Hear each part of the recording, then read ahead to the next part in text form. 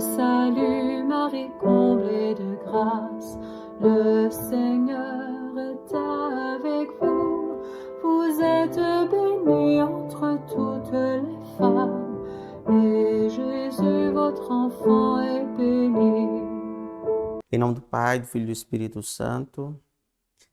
Glória ao Pai, ao Filho e ao Espírito Santo. Amém. Nós vamos agora nesta aula, nós vamos concluir a nossa meditação, não meditação, porque isso aqui não é uma palestra, nem é um retiro, mas é o nosso estudo sobre o livro do Apocalipse. Nós paramos na aula passada, no capítulo 5º, versículo 10º. E agora nós vamos ver os últimos versículos desse capítulo. Então, só para a gente retomar, para a gente se situar um pouco sobre o que fomos refletindo na aula precedente, o vidente chora porque na mão daquele que está sentado no trono existe um livro que tem 7 selos. Eu expliquei a questão do significado do selo, que é o sigilo, e o numeral 7 significa que a mensagem que está contida ali é de extrema gravidade, é de um sigilo extremo, e que ninguém foi achado nem no céu, nem na terra, nem debaixo da terra, que fosse digno de romper os 7 selos. Mas um anjo, um dos 24 anciãos diz, não chores, diz a João, porque o Cordeiro, o leão da tribo de Judá, venceu e, portanto, ele é digno de abrir os 7 selos. E agora nós vamos ver, depois que o Cordeiro toma o livro, nós vamos ver a partir do versículo 11 do capítulo 5º a consumação da cena que João descreve aqui nessa parte. Versículo 11.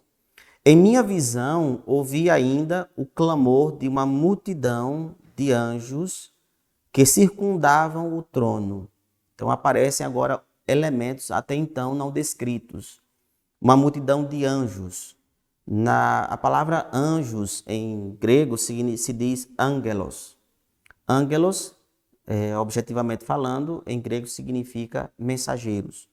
E esses anjos não têm só a finalidade de portar uma mensagem, como se usava a palavra de maneira corrente na época, atribuindo a palavra anjo, mensageiro, a pessoas que simplesmente tinham uma missão que era enviada em alguma missão diplomática, por exemplo. Por exemplo, o imperador poderia mandar um mensageiro de Roma a uma província. Então, essa pessoa que era mensageira era chamada de angelos, ou seja, ele carregava uma mensagem a ser entregue. Na Bíblia, no Novo Testamento, sobretudo, nós conhecemos o anjo Gabriel, angelos, Gabriel, foi enviado com a mensagem para Maria e assim por diante. Então o anjo sempre a ideia de anjo foi sempre expressa na Bíblia com a ideia de portador de mensagem. Só que aqui no Apocalipse, nesse momento, os anjos, eles não só transmitem mensagem, são emissários diplomáticos, dotados de fazerem contatos diplomáticos. Mas agora, o anjo ele tem uma função também de adoração. Porque se trata de um rei, tem um trono, tem um rei, tem coroa, tem uma corte, a corte celeste. Essa corte ela é povoada, existem várias pessoas. Nós já vimos a presença dos anjos, dos 4 viventes, a presença do Cordeiro, a presença do Espírito de Deus, dos 24 anciãos, um anjo que coordena a liturgia, mas agora uma multidão incontável de anjos que adoram a Deus, adoram também o Cordeiro.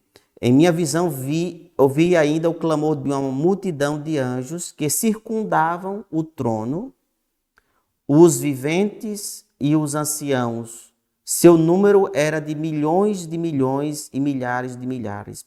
É uma expressão que conota a ideia de algo incontável, não era capaz de contabilizar nem de numerar, ou seja, uma quantidade, uma imensidão de seres que cantavam e que adoravam.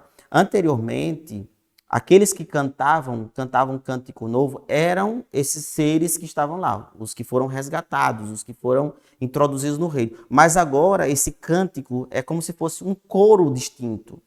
Antes o coro cantava, que eram os 24 anciãos e os 4 seres, cantavam ao que está sentado no trono e ao Cordeiro. Mas agora um novo coro entra em cena para adorar e para poder manifestar essa nova glória. Eu acho interessante que quando eu morava em Roma, eu gostava muito de participar de uma missa que acontece aos domingos na Basílica de São Pedro. Na Basílica de São Pedro, no domingo à tarde, às 5h30 da tarde, missa dominical com o cardeal, na época era o cardeal Ângelo Comastri. E a missa é muito bonita, a liturgia do Vaticano, esplendorosa, muito envolvente. Mas eu achava interessante que na Basílica do Vaticano, na Basílica de São Pedro, tem 2 órgãos, aqueles órgãos de tubos. E o som daqueles órgãos é muito potente. De um lado, do lado esquerdo de quem está diante do altar, no caso da Assembleia, do lado esquerdo da Assembleia, havia um órgão e o som ele era mais médio e agudo, ou seja, tinha um som mais agudo, digamos, de médio para agudo. E o órgão do lado direito eram tubos que tinham um som mais grave. Então a missa toda era tocada, o organista tocava a liturgia, os cânticos todos usando o órgão, os tubos do lado esquerdo. Então a liturgia era mais suave, era um som aquele som mais suave, não era nada estrondoso. Mas no final da liturgia, após a bênção, ligava-se os dois órgãos, o médio e agudo do lado esquerdo, mais o grave do lado direito. E aquilo dava uma força estrondosa, e juntamente com o coro, dava uma ideia de glória. Eles reproduzem muito bem com toda essa cena ali no momento final da celebração eucarística, que é impossível você não lembrar essa cena do Apocalipse. Então, como eu dizia para vocês, há um primeiro coro que canta ao que está sentado no trono, e esse coro, esse cântico novo é proferido, é cantado, é entoado por aqueles que estão sentados no trono. Mas agora um novo coro, como que um novo cântico, aqui fazendo alusão a esse novo órgão. Claro que é muito provável que essa imagem ou essa ideia litúrgica da Basílica é inspiração apocalíptica, até porque o Apocalipse sempre foi fonte de inspiração para a liturgia cristã, na Idade Média, na época do Barroco, mas muito antes disso, na época do Gótico e assim por diante. Então, o Apocalipse sempre foi uma inspiração para a arte litúrgica e cristã na igreja. Então, é muito provável faça alusão exatamente a este ponto. Então, eles proclamavam em alta voz, digno é o Cordeiro imolado de receber. Agora, aquilo que eu dizia das 7 aclamações. Na outra aclamação foram 3 aclamações. O poder, honra e glória. Mas veja que agora aqui vai aparecer as 7 aclamações. Vamos contar. Ele é digno de receber o poder, a riqueza, a sabedoria, a força, 4, a honra, 5, a glória, 6, e o louvor, 7. São 7 aclamações que são direcionadas agora àquele que está sentado no trono e ao Cordeiro. E com toda essa aclamação, nós aqui nos deparamos, nós constatamos aqui que como se a este momento aqui da descrição apocalíptica, como se fosse o cume da liturgia, o ponto ápice, o ponto mais extremo, mais grandioso, mais imponente dessa descrição litúrgica. E ouvi toda a criatura no céu, na terra, sob a terra, no mar, e todos os seres que neles vivem proclamarem: aquele que está sentado no trono e ao Cordeiro pertencem o louvor, a honra, a glória, o domínio pelos séculos dos séculos além. Ou seja, a criação cósmica, toda a realidade cósmica é convocada para esta aclamação, esse poder. Interessante que na missa quando o padre, logo após a recitação do prefácio da oração eucarística, na conclusão do prefácio para o início da consagração, das palavras de consagração, o padre diz assim: unamos nossa voz, a voz da multidão dos anjos e dos santos, para cantarmos a uma só voz. Essa convocação que o presidente, que o sacerdote faz, ela evoca exatamente esse ponto, quando a voz da criação, a voz de todos os seres, os que estão na terra, debaixo da terra, na terra, todos os seres são convocados para poder cantar ao Cordeiro e ao que está sentado no trono. Outra, na oração eucarística quarta, diz assim: também a criação por nossa voz canta a uma só voz, canta a vossa glória, mais ou menos assim. Ou seja, na hora que nós cantamos Santo, Santo, Santo, Senhor Deus do Universo, o céu e a terra proclamam a vossa glória, hosana nas alturas, bendito que vem em nome do Senhor, hosana nas alturas. Na verdade, essa aclamação que é apocalíptica, a criação também, através de nossa voz, por nossa voz, a criação toda canta que Deus é santo, santo, santo. Existe uma realidade cósmica que é convocada aqui para reverenciar todo o criado, tudo que foi criado por nossa voz, se curva diante daquele que é o Criador e diante do Cordeiro, que é o restaurador e consumador da ação divina. Tudo aquilo, tudo se curva para cantar diante do Senhor. Aqui é inevitável a gente não lembrar também de São Francisco de Assis, né, o cântico das criaturas, né, porque toda a criação canta, né, canta ao Senhor, ao Criador e assim por diante. Interessante que aqui nesse momento alude também ao fato de que aqui o cosmo foi restaurado. Porque, conforme Paulo menciona, eu já mencionei isso em aulas passadas, que Paulo diz que a criação geme como que em dores de parto, aguardando a manifestação dos filhos de Deus. E daí surge o pressuposto, a ideia de que a parousia de Cristo teria também um sentido de restauração cósmica. A natureza também seria redimida, restaurada, até porque, conforme tem uma máxima na teologia que diz que Deus não volta atrás de seus desígnios, então Deus que uma vez decidiu criar, se tornar criador, ele jamais voltaria atrás de seus desígnios destruindo o criado. E até porque a criação, ela não tem culpa pela maldade daqueles que sujeitaram a criação à maldade. Porque a criação, ela é vítima da ação do homem. O cosmo foi afetado por causa da maldade e do pecado da humanidade. E quando Jesus, o Cordeiro, como Redentor, oferece-se a Deus na cruz para a redenção da humanidade, por extensão, a redenção da humanidade também se estende à criação.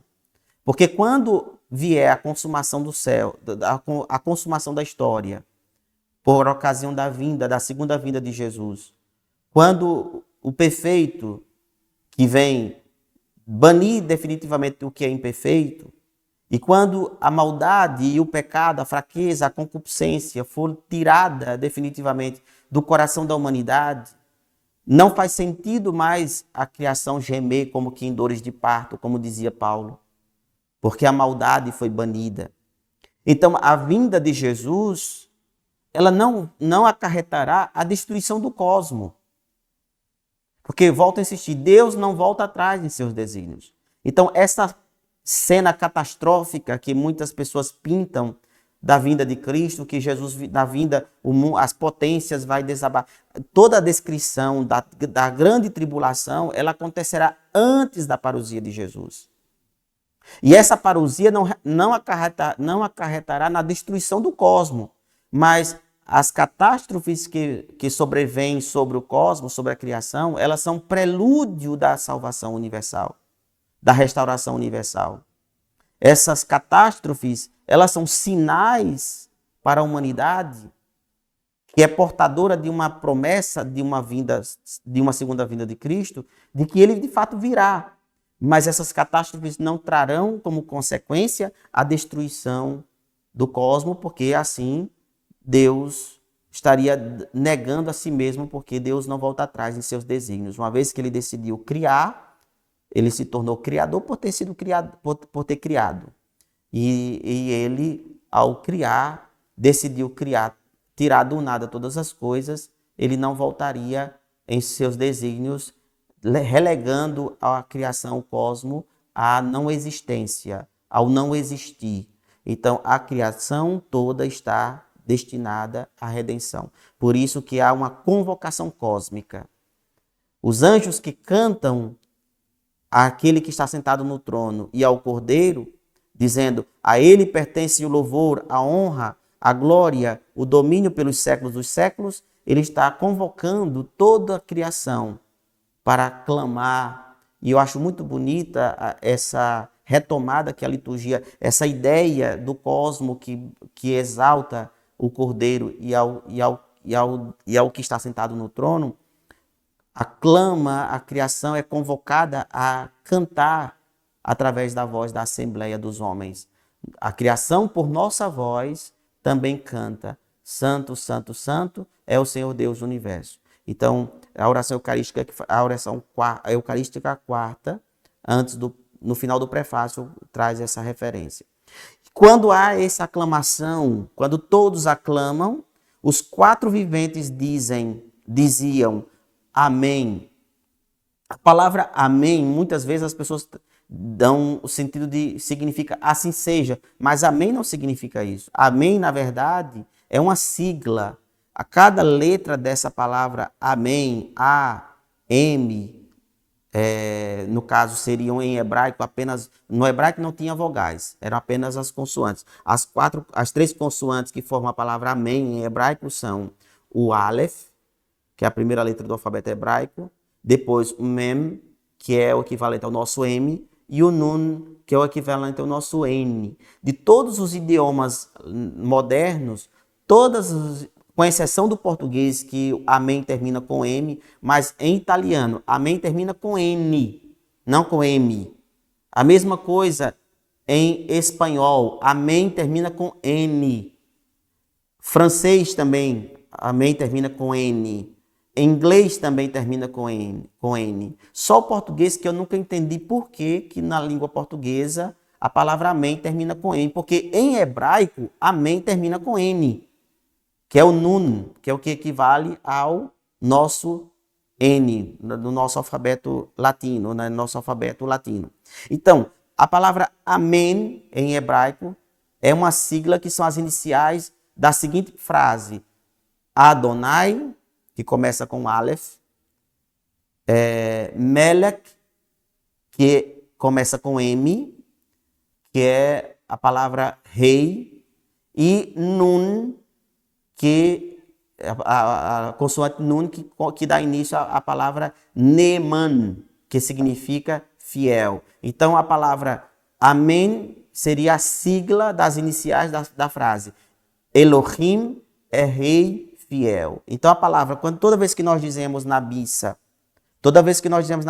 amém, nós estamos aclamando: Elohim é rei fiel. É uma profissão de fé, na verdade. A palavra amém é uma profissão de fé. Então, quando todos ouviram essa aclamação, os quatro viventes dizem a uma só voz: amém, ou seja, Elohim é rei fiel. E os anciãos, todos eles se prostraram e adoraram. Adoraram aquele que está sentado no trono e aquele que é o Cordeiro.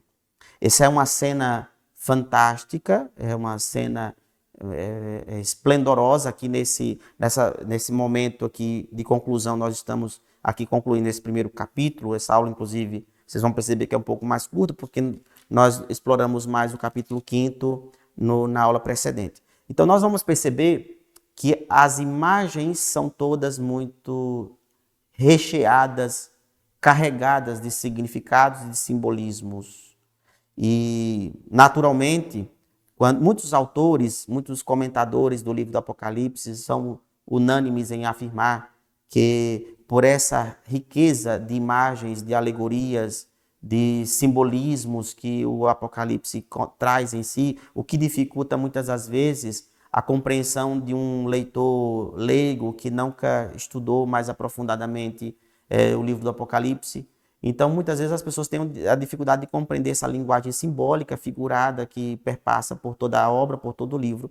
Mas nós vamos perceber que exatamente por causa dessa riqueza, dessa linguagem simbólica, é que, se de um lado, durante a história da igreja, de toda a história da igreja, o livro do Apocalipse foi pouco utilizado nos debates teológicos, não se pode afirmar isso com relação à questão litúrgica.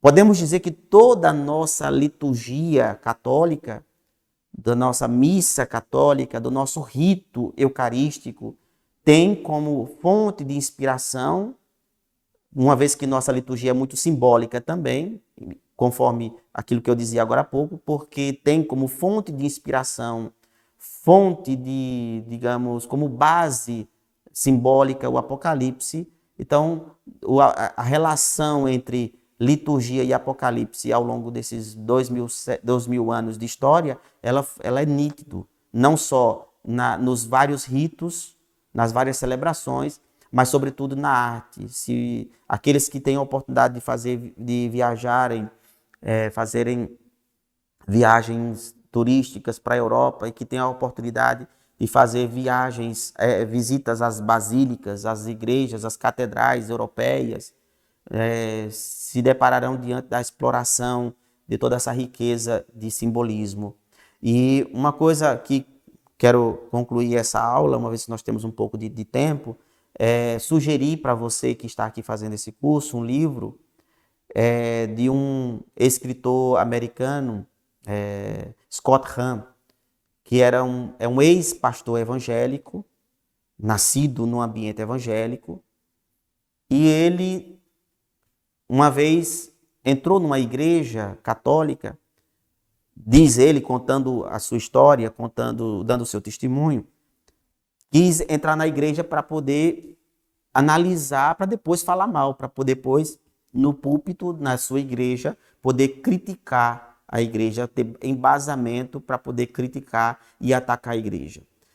Coincidentemente, naquela hora, estava-se para iniciar uma missa solene.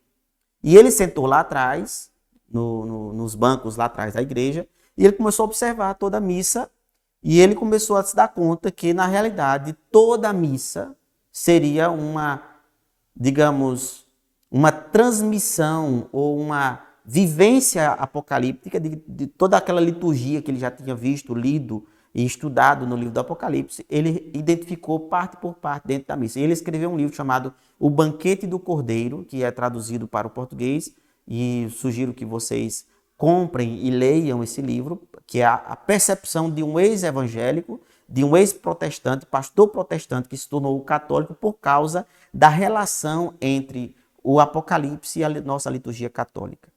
E creio que vai ser de grande proveito para vocês realmente perceberem, isso é inevitável, perceber essa relação entre as duas realidades, o livro do Apocalipse e a nossa liturgia, para que isso também não só ajude vocês a compreenderem essa relação, mas também terem a oportunidade de participar da nossa liturgia com um pouco mais de proveito espiritual.